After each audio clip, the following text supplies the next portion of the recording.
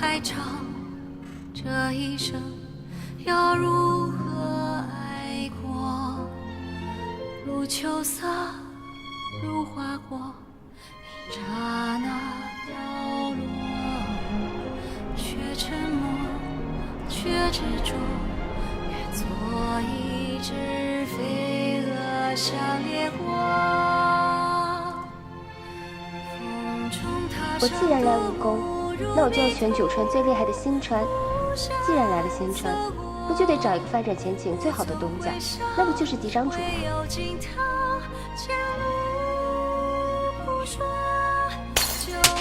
你呀，一辈子都只能待在这个院子里，靠我偶尔的怜悯度日。那个曾经的我，走过多少坎坷，看尽人心去。娘怎么能不希望你好？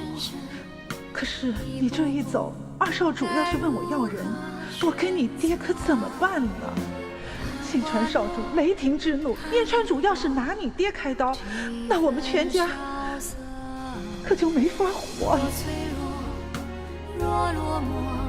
我希望以后的日子里，每天都能看到夫君的笑容。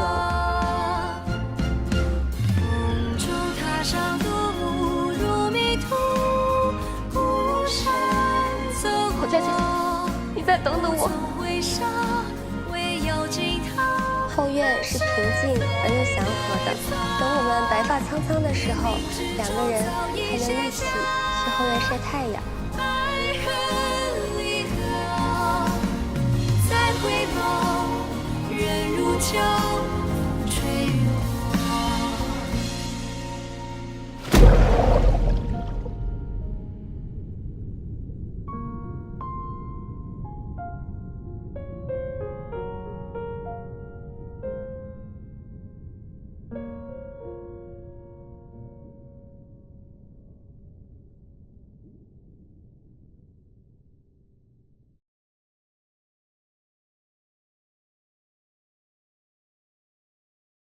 站住！不准进！你们让我进去，让我进去见见郝家。侧夫人已经先去了，让我进去吧。不行，把剑放下。让他来人了，侧夫人自尽了。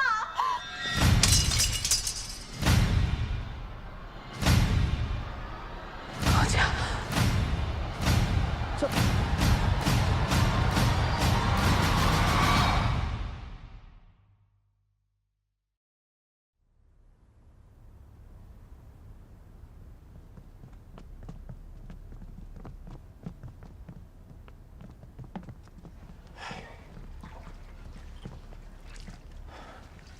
后事吧。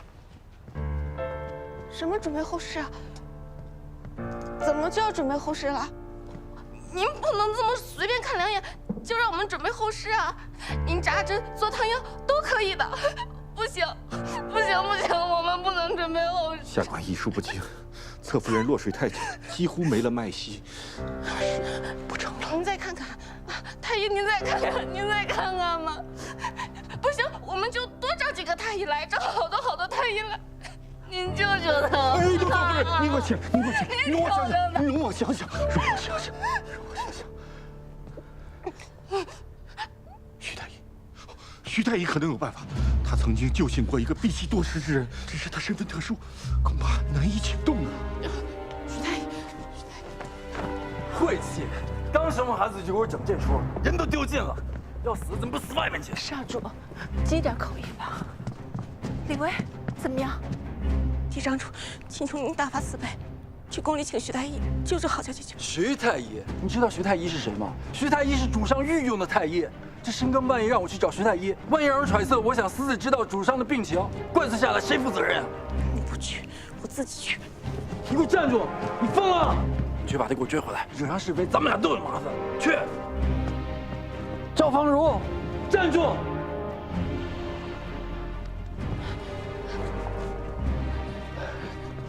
主上今日头风发作，服了药休息了，几位恐怕不能进去。情况危急，您就让我们进去见一下主上吧。能不能先请徐太医前去医治，人命关天？这徐太医是主上御用，外调出去的话会很麻烦，还请刘少主见谅。麻烦梁总管通融一下，之后我们自会向主上禀明，一切都与总管无关。哎呀，请示真的不行，几位再想想其他办法。哎呀，不是，到底出什么事儿了呀？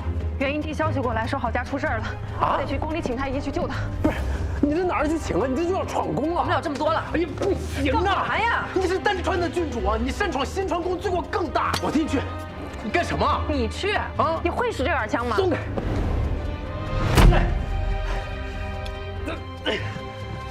你千万别冲动啊！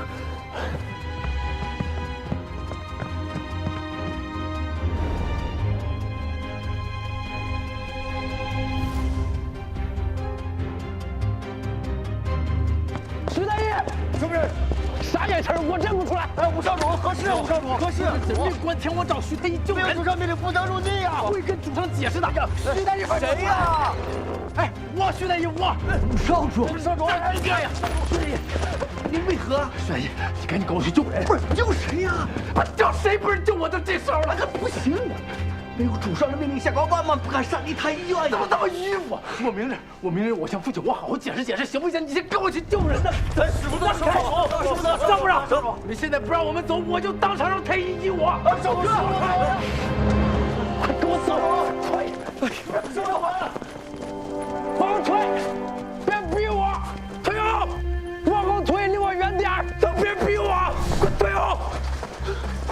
哎呀，武少主，万万不可呀！这个人犯上啊！人命关天，我管不了那么多，我今天必须带他走！快让开！滚！上车！让开！快！梁总啊，现在赶紧把人送回去，这事儿还能遮掩得过去啊？一旦让徐太医跟外人接触了，这打探主上病情的罪名可就洗不清了呀！我们会在辰时前把人送回来，还请梁总管通融。哎呀，刘少主，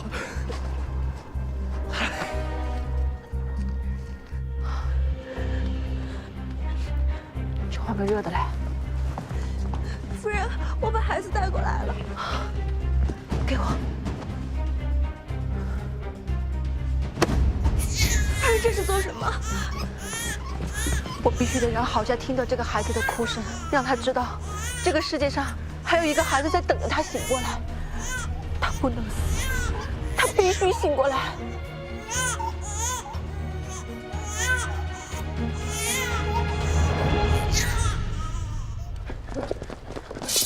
站住！让开！你不让开，我血溅当场，我喷你们一脸！让开！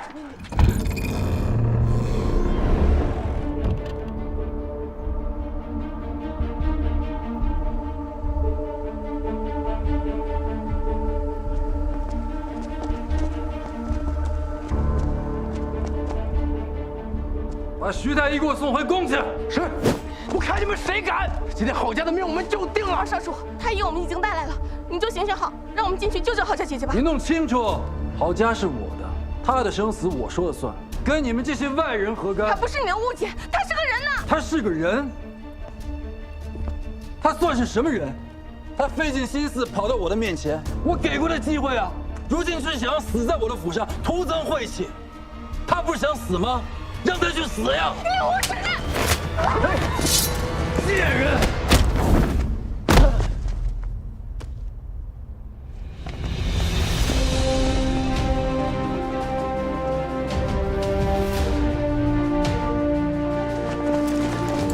退下！领征！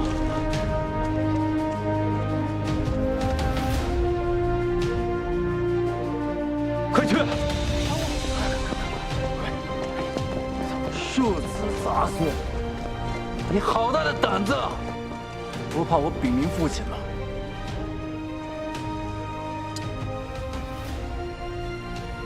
想要接人长短，得先清楚自己做过什么吧。二哥这么多年在湖中司是如何渔利的，我一清二楚。好自为之。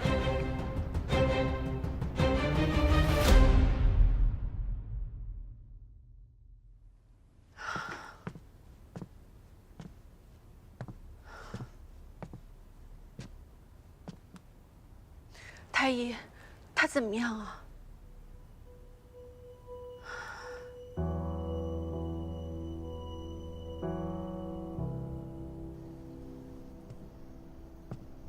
都进去这么久了，怎么还不出来？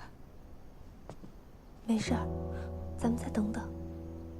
都怪我，要是平日里再多关心他一些，他就不会这样了。不怪你，怎么会怪你呢？千错万错，都是尹松的错。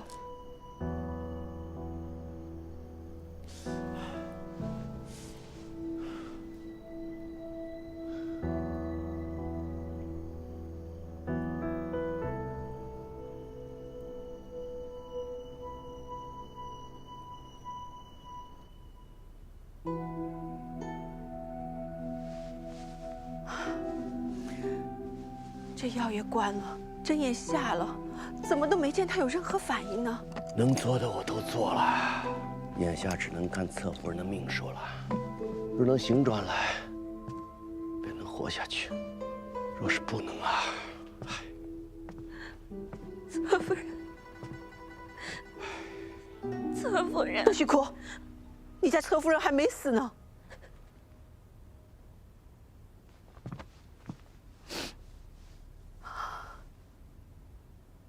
郝家，你给我听着，今天你必须给我醒过来，否则等你孩子长大了之后，我就告诉他，你是自愿嫁给他爹做侧夫人的。你生下他之后，你就跟野男人跑了，不要他了。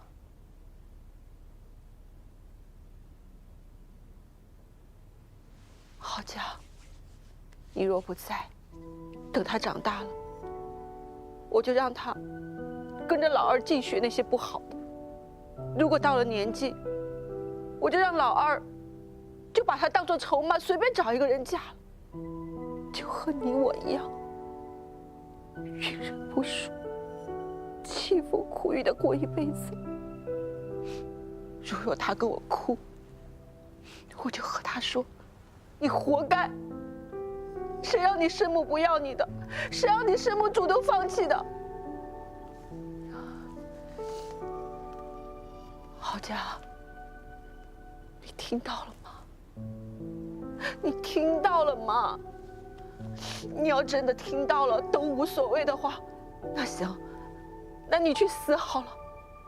但是如果你真的有一丝不想放弃，一丝替你孩子考虑的话，我拜托你睁开眼睛说句话好吗？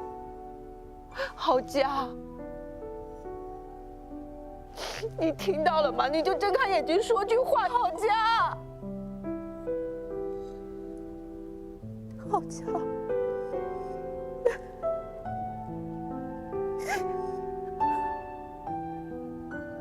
夫人，太医，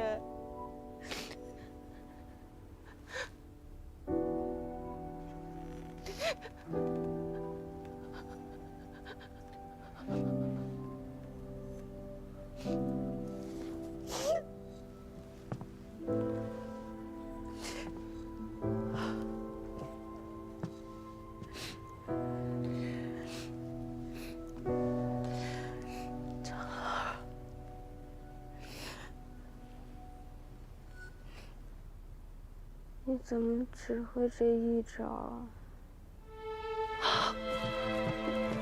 你说什么？他刚才是不是说话了？郝家，你刚说什么？你说什么？啊？我说，你怎么只会这一招啊？太好了，侧夫人醒了，侧夫人终于醒了。侧夫人，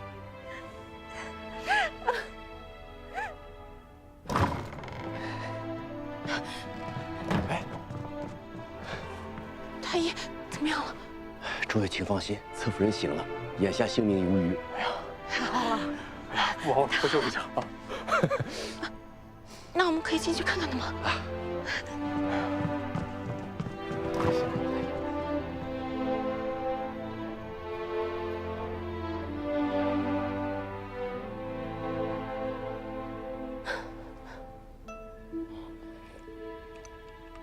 先生，你们做了那么多，我对不起你们。只要你能活着，我们做多少都没关系。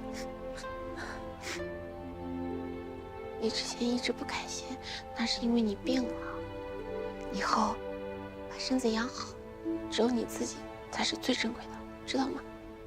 以后遇到任何问题，一定要跟我们讲。对啊，我们大家都在呢，干嘛总是一个人硬撑着呀？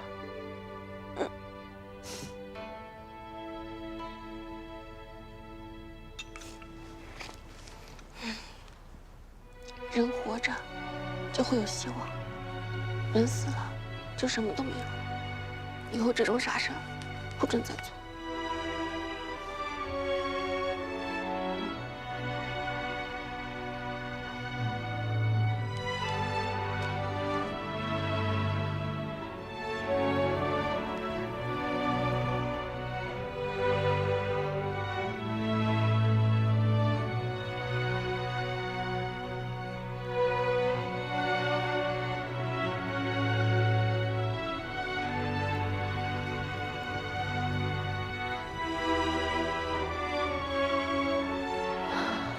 天亮了。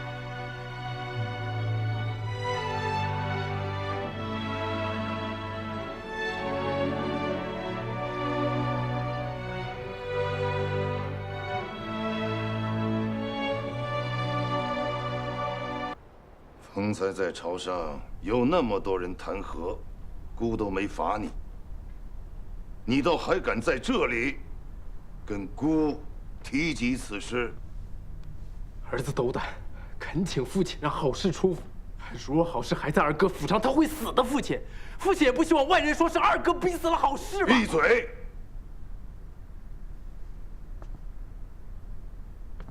你身为星川少主，为了一个女子，深夜闯宫，越过姑去寻姑的太医，这是妄行犯上。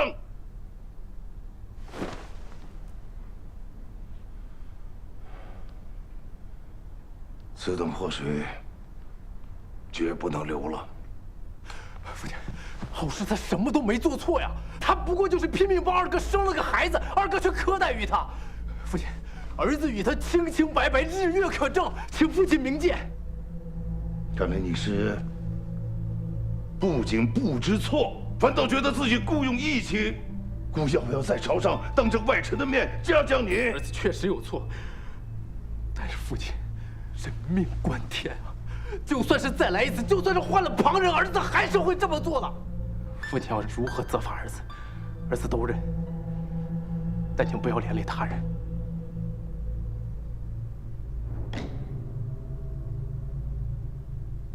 还是不知悔改。来人，在。将武少主拖到宫门口，鞭20，所有人都盯着，不许太医医治。是。谢父亲恩典。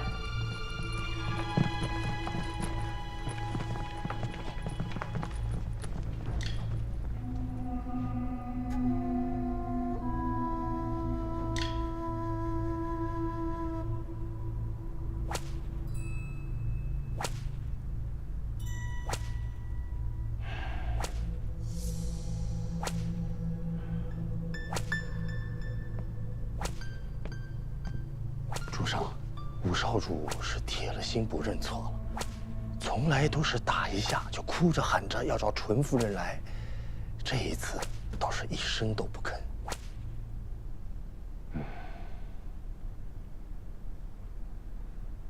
打完以后，让徐太医给他看看吧。是。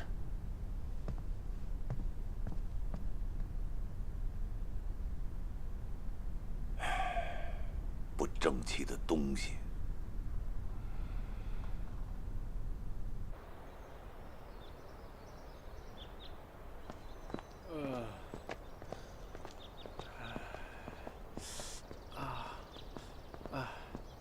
疼死我了！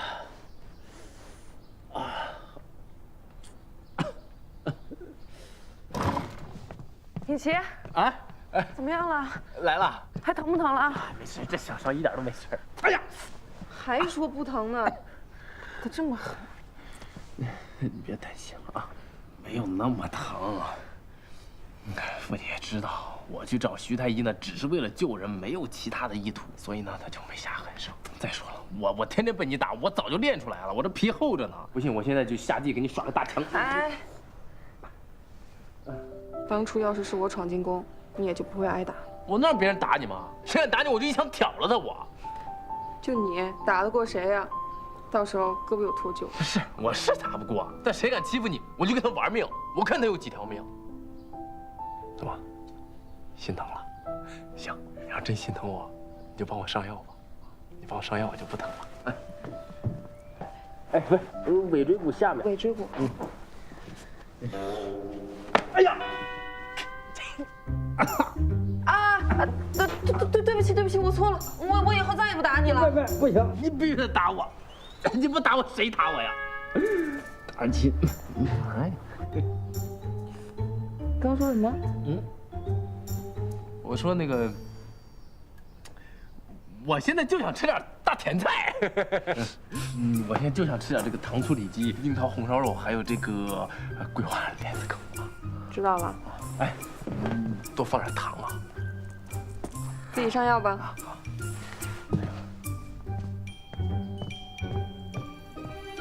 哎，就中了。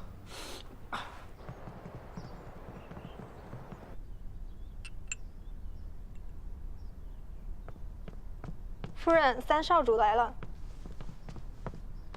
母亲，老三，你今天怎么有空来看我啊？儿子一直想念母亲，这方才经过忠义殿，就进来看看。快坐。哎，你呀是孝顺的，不枉你母亲去世以后，我一直带着你。最近帮着嫡长主打理户政司，可还顺利？顺利，在二哥手底下干活，受益无穷。近日二哥新添一女，还要恭喜母亲又多了一可爱的小孙女。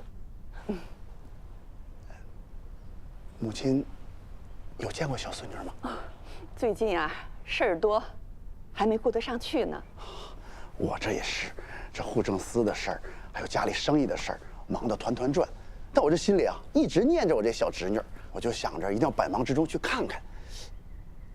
可却听闻了一奇事儿，说是二哥的侧夫人郝氏，像当年的何夫人一般，生产之后得了奇郁症，险些自尽呢。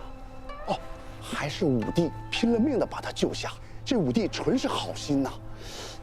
可这宫中这议论纷纷，说武帝是觊觎嫂子，这，那是老二的家事，我虽然是做母亲的，但也不方便多问。是，母亲说的是。可如今，二哥和武帝都在被人非议，若再不插手，恐怕这……母亲，这郝氏无罪，新川又一向仁德，总不能把人处死了，来断绝非议吧？儿子认为，倒不如送郝氏出府，送得远远的。这人走了，假以时日，世人也就淡忘此事了。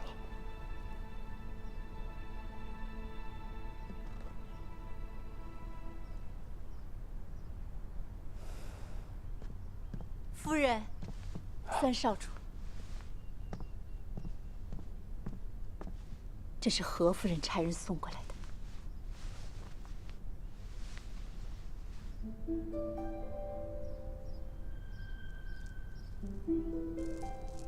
母亲，这是……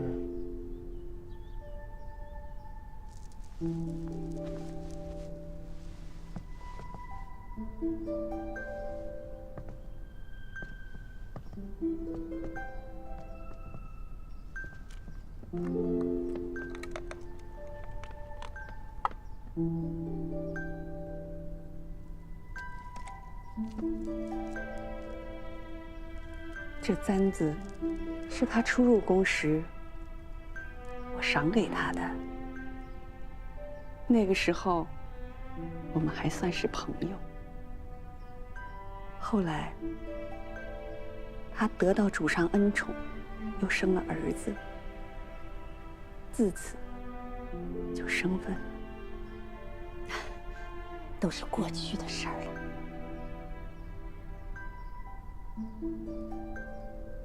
少时产子，并非他自愿。没过多久，他就得了气郁，像中了邪一样，性情大变，不肯给任何人好脸色看。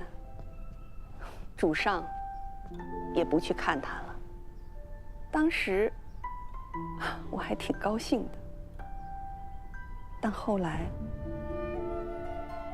他竟险些自尽。夫人还是担心何夫人的。罢了，我马上下旨，准好事离府。母亲英明，真是菩萨心肠。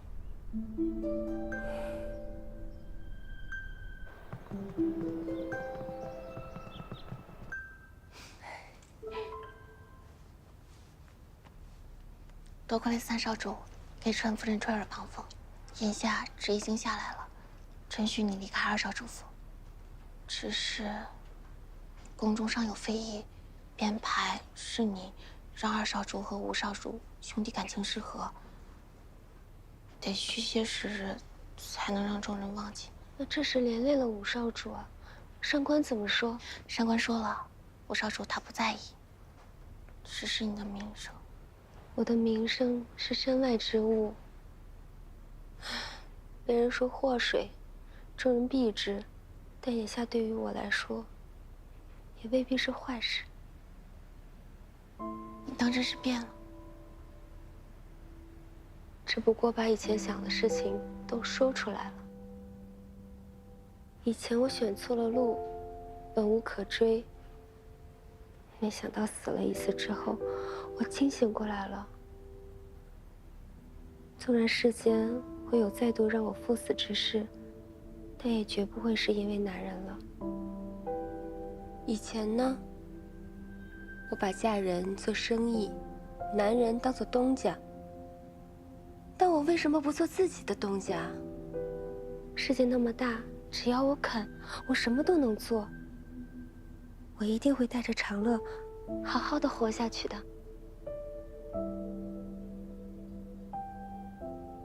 小薇，只是我不知道怎么谢你们。不用谢我们，要谢就谢你自己。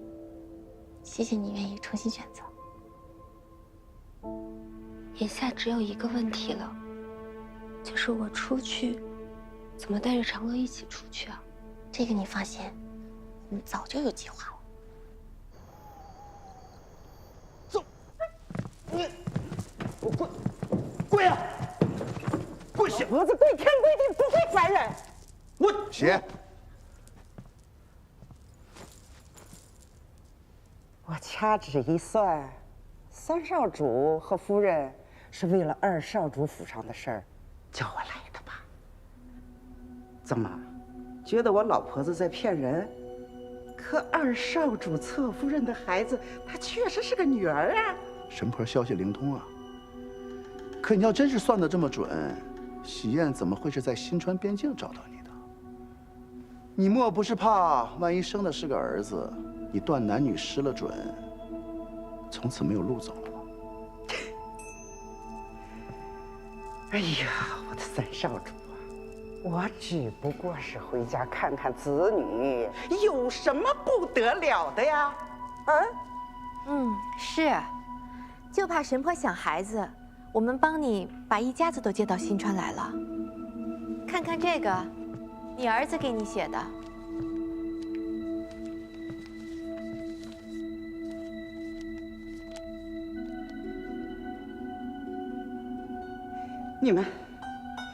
你们想干什么？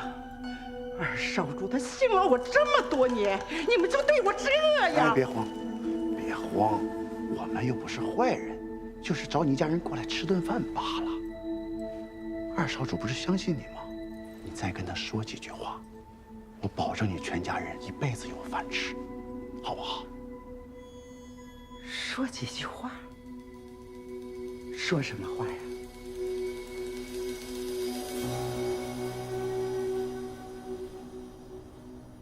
这老六都查清楚了，这张神婆一家没有一个好东西，老的骗，小的欺男霸女，在乡间横行霸道。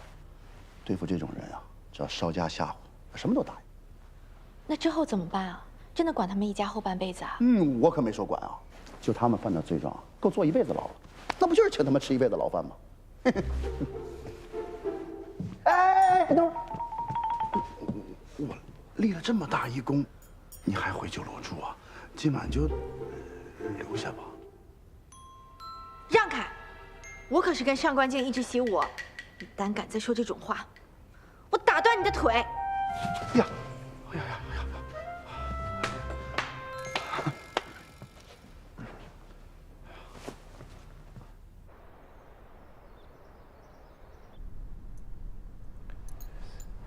你说的可是真的？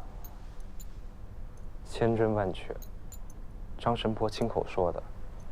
算了八字，又亲眼看了孩子，说这孩子确实不小，继续养在府里，容易让对少主最重要的那位与您离心。罢了，反正打一开始我也不想要这个孩子。看到他，就会想到他娘那个疯样子，也没什么用，就不留了。是。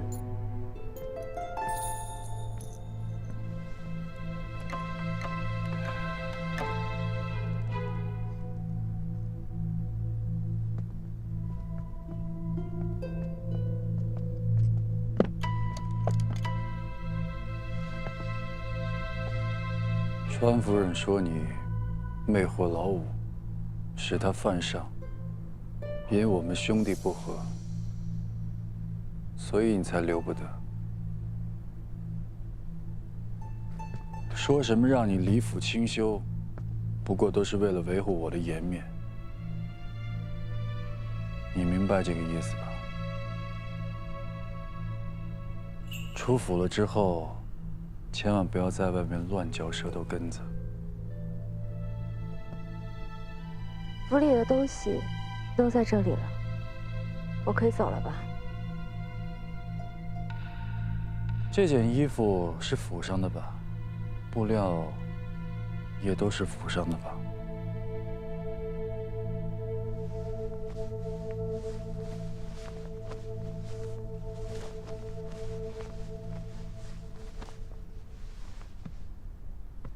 不慎穿了少主所赠衣物，还请少主再请允许我把这身水衣穿出去。不行，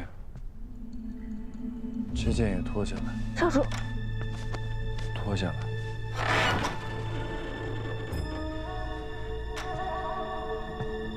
这套礼衣是我送给他的。郝家，你可以走了。多谢夫人。我看谁敢！我说让他走，你们都先出去吧，我有话私下和嫡长主谈。是。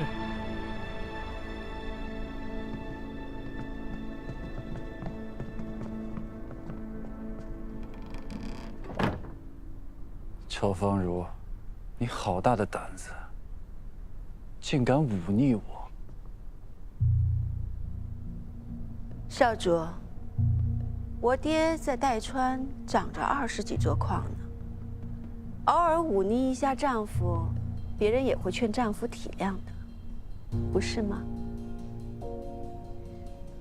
你一直不希望我能够怀上嫡长子，所以只能偷偷的在我的茶里面去放药。你数着黄历，等着自己继位之后，就想把我给休了。如今你我已经是名牌了，不如就这样相安无事的过下去吧。毕竟你也不能炸了我家的矿吧。所以还请少主和我一样，一日一日忍耐下去。你我就这样相看两生厌。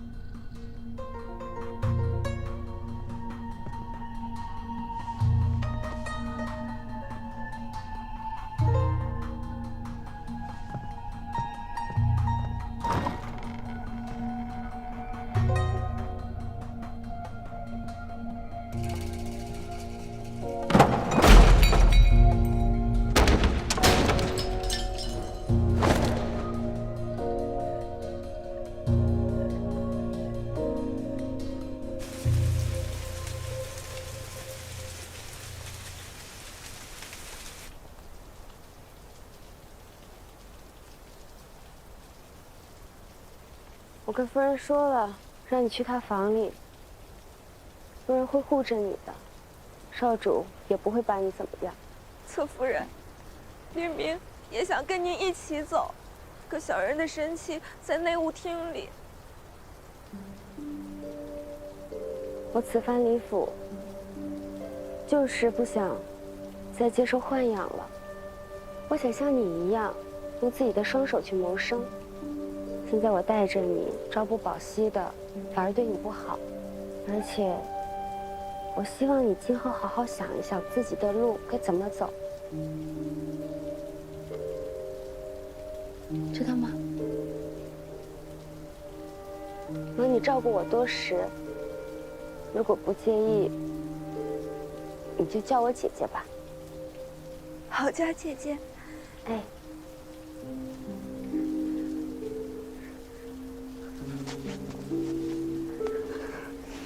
姑娘既让我叫你姐姐，便是平等待我。那明明，定不是让姐姐赤足离开。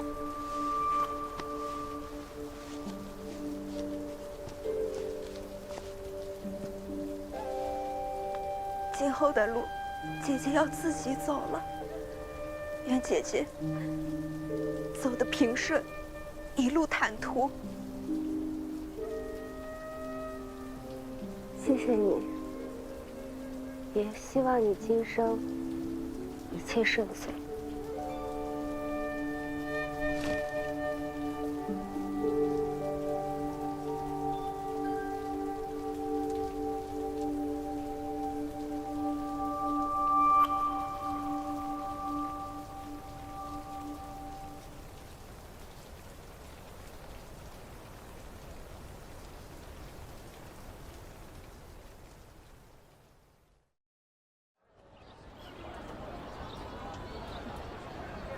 菜来啦！来，好家，你总算是出来了，你可得多吃点。这也太丰盛了。哎，真的太谢谢你们了，帮我想办法逃离了那个地方，让我可以顺顺利利的把长乐接出来住。好家姐姐，大家都是这么要好的朋友了，就不要总这么客气。来，好家，欢迎你，谢谢，恭喜你脱离苦海，祝你以后海阔凭什么来着？海阔凭鱼跃，天高任鸟飞。吃菜吧。吃大声。照着。好家姐姐，以后呢，你就在这酒楼安心的住下，你的月子餐就包在我身上了，保证把你的身体养得白白胖胖。哎，干脆我们酒楼就推出一个月子餐如何？好呀，我们可以开一个孕妇和孩子可以置办东西的铺子，不光有孩子用的，还有孕妇和生产后的妇人坐月子用的。就借着月子餐和铺子，向大家普及孕妇的必要知识，让大家重视起来产后期育的问题。关注孩子的同时，也能关注孕妇的情绪，这样才能母子平安、健健康康的。我同意。好，我也同意。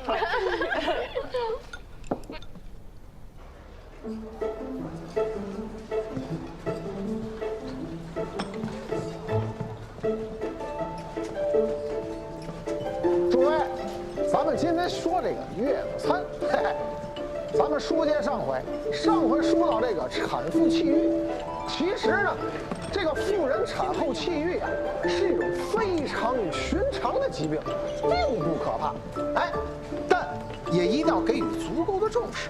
所以说呢，咱们就要提到咱们这个月子餐了，是吧？为什么要提这月子餐呢？这月子餐有啥啊？你们怎么来了？这位是？这是我新找的画师。哦。哎，嫂嫂，3哥请画师是为了画一些图册，说明妇人生产的不易，然后啊，配合说书先生讲述的内容发给大家的。真的？这还差不多。吃的怎么样？味道还习惯吧？多吃点啊，宝宝真可爱。这个角度好。饼的味道怎么样？是清淡一点，又很有营养的。少吃点会有燕窝。华老板娘，谁是我夫人不知道？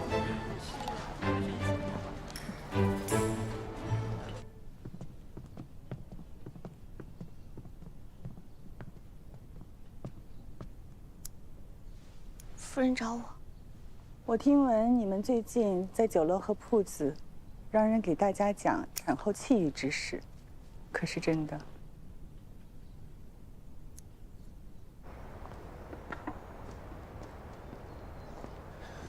少主，哎呀，您可回来了！一大早啊，侧夫人就被何夫人召见进宫去了。有说什么事吗？没有啊。夫人恕罪。我们这么做，是因为经历了郝家姐姐的事情之后，才明白女子生产是多么不容易。若不能让人知道产后气郁之严重，不知道有多少女子会像郝家姐姐那样。痛苦无人问津，只能以死作结。同为女子，我也想为旁人做些事，但凡有一人因为这件事情受到了优待，那便不枉。我也没有怪你们，只是事关新川宫颜面，现在已经有人知道郝家的事了。若是闹得人尽皆知，传到主上耳朵，免不了要降罪的。是我们疏忽了。罢了，眼下呢，主上未有所闻，我呢也全当不知。但今后你们需要谨慎，真闹大了，怕是我也帮不了你的。多谢夫人。来帮我浇点水吧。是。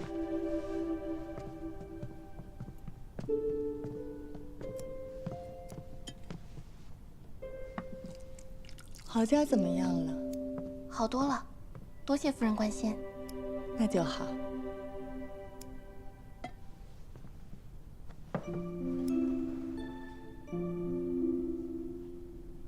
当时因为郝家姐姐的事情，来宫里求见过您。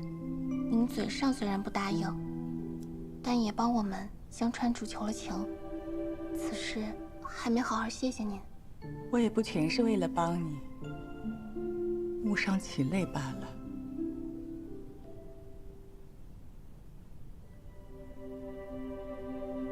少主说，您生他的时候也有些气郁，不想见人，就连少主也。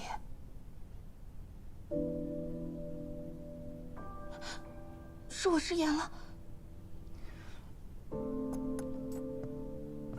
嬴政，他都知道了，他从来没跟我说过。少主，他也想与您讲话来着，但是怕您不想见到他。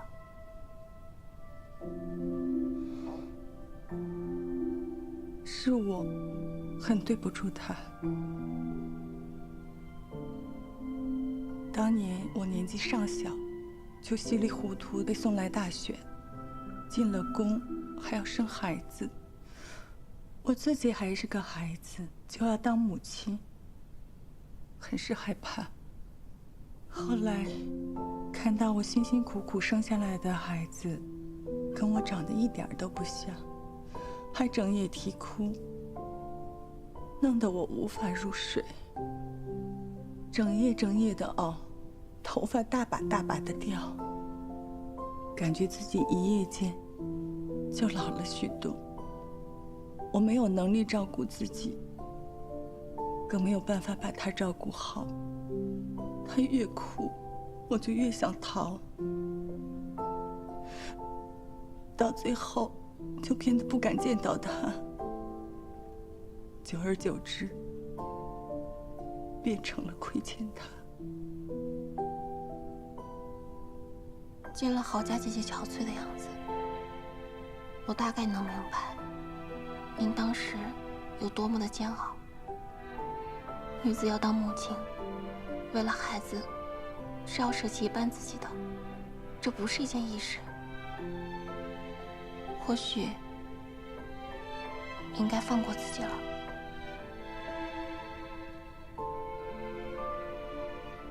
整个宫的人都说我凉薄，苛待老六，偏爱11，不配做母亲。你却说我应该放过自己。我只是胡说，您只管一听。您当时无法亲自养育少主，不是错。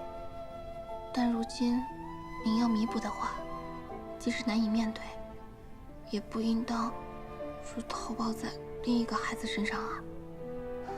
往事不可追，来日却还长。父母子女不因与往事痴缠而忘了当下。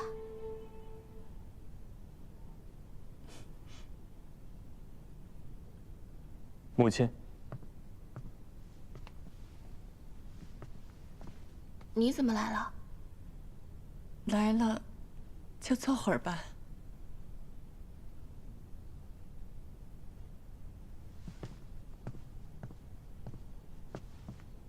你们聊，我先出去。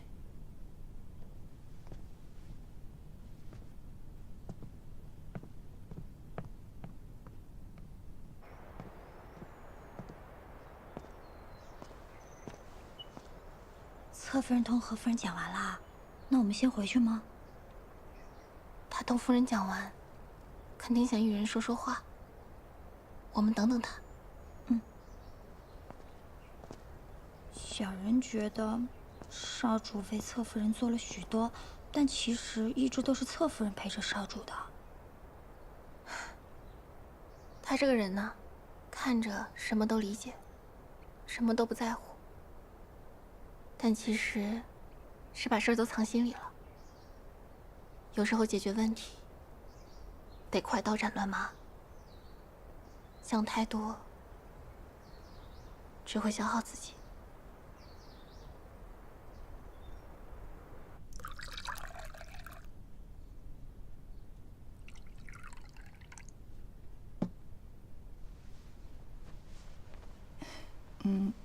你别担心，我叫李薇来是想提醒。方才那些话，我也听见了。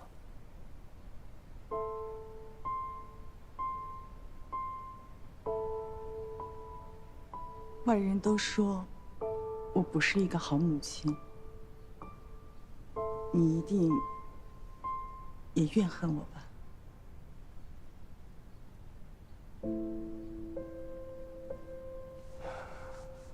但最近发生的这些事情，让我能理解您当时的情况。我听闻我母亲当年险些自缢，也是因为我。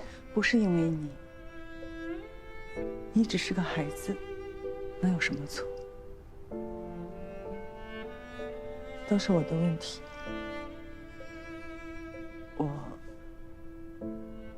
该同你道歉。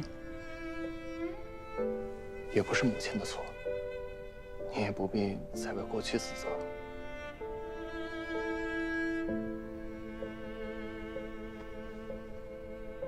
如今你长大了，我知道你是有抱负的。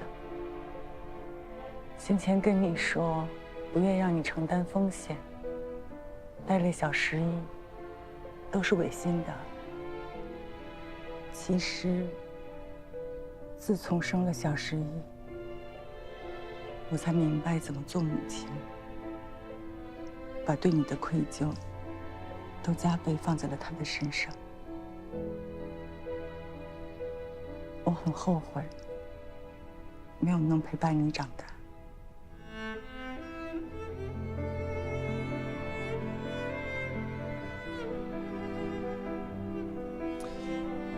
其实母亲也不必后悔，现在弥补我，也来得及。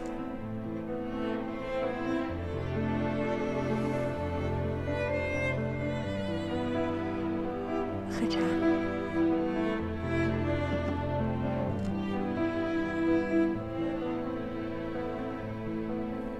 呀，那好，哎，糖人啊，糖人，糖人。唐人，年少时对母亲心怀怨怼，没想到如今得到了一句抱歉。这么一想，已经很多年没跟她好好说过话。多谢。我也没做什么。你做的已经很多了。那我想要一个糖人。可以。姑娘看一下糖人。哎，谢谢。拿好。好，谢谢，谢谢。你要哪个？我要。这是老五。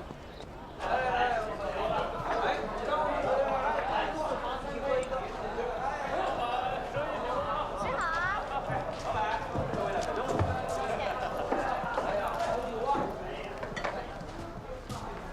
周掌柜。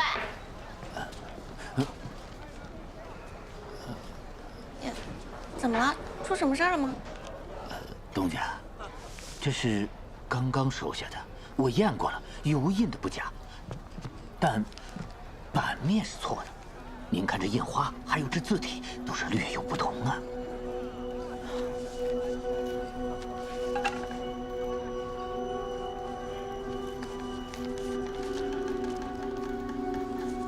的确是假的。这是目前为止收到面额最大的了。面额最大啊？还有呢？时不时的老有，尤其近日居多。也有客人说咱们找假币给他，最后只能兑换铜钱给他们。我怕日子久了会越来越麻烦的。这箱子会有假币，没想到会有这么多。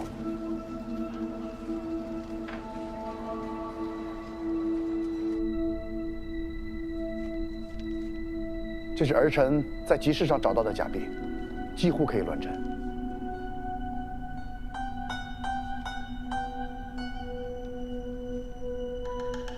父亲，自假币出现以来，户政司一直都在彻查，只是如今市面上的假币还不算多，暂时构不成什么威胁。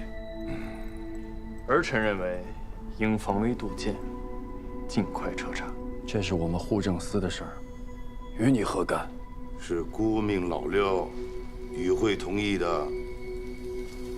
几张假币虽然引不起什么风波，但背后牵动的却是整个行川的。户政司领一队人马立即彻查。儿臣领命。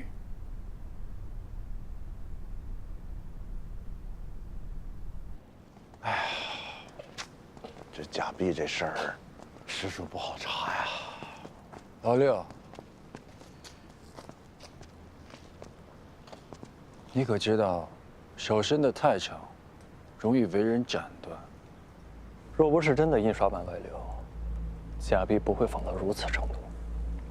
方才我没有说你户政司疏于管理，致使腰间外泄，已经是给足你面子了。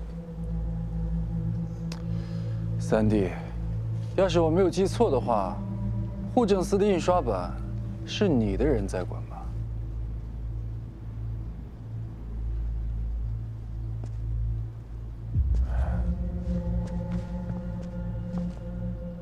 这本事为何是三哥在管？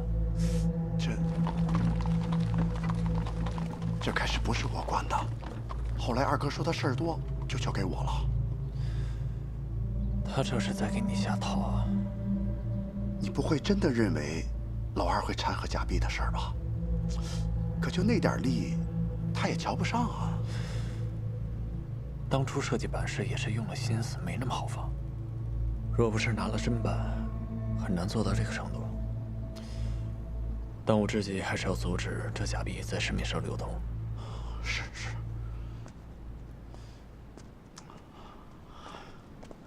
各位，最近市面上出现了大量的假币，大家看一看，看清楚了，分辨一下真伪。若愿上缴，均可在我九川美食会免费兑换菜品一道。真的假的？我就收了几张假币，都砸手里了。现在到处都不收假币了，搁在手里它就是废纸一张，还不如上缴了，换点吃的。周老板所言当真？当真呢？我是有假币，我要兑换菜品。我任用无了的。哎呀，不急，大家用手中的假币换取我手中的这张号签，再拿这个号签就可以免费兑换菜品啦。我九川美食会的丹川分号即将开业，到时候书店通用。大家还要记住，吃过之后呢，要对我们的菜。有了这等占便宜的好事，大家会更卖力地搜集假币，这样一来，就能尽快地将市面上的假币洗洗。我知道你们是为了支持六少主和老三，可是这样咱们可是做赔本生意啊。无碍，等丹川的分号弄好了，我在新川的老乡就有专门的地方可以吃辣菜了，就当庆祝了。这钱我出了。放心吧，不会亏本的。他们是个免费的菜，但是要对菜品提出意见，这些意见才是最宝贵、最值钱的。并且，护圣司对大量上交的假币有补贴，我们以假币换菜的方式帮护圣司搜集假币，也算是能抵消掉一些成本了。原来如此，只是这上交假币的人也太多了吧？这说明假币的数量已经超过我们的想象。